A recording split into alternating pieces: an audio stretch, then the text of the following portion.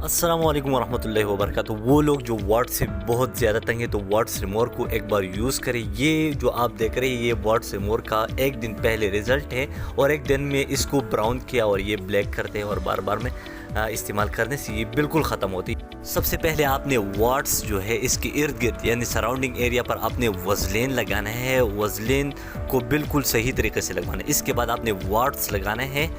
Words जो है specific area नहीं वो ख़ास जगह पर लगवाना है।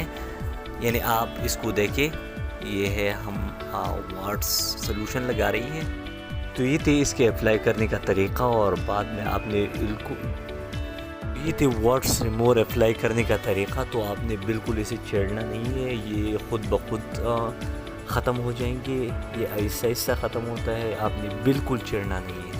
अगर आप इसको छेड़ेंगे तो ये दाग छोड़ेंगे और दाग के लिए आप अलग क्रीम का इस्तेमाल करोगे, फिर बहुत महंगा पड़ेगा। फिर आप स्टार्ट में इसके साथ बहुत ज़्यादा जलन होते हैं तो आपने इसको बिल्कुल इग्नोर करना है और जो सलूशन है इसको लगवाना है।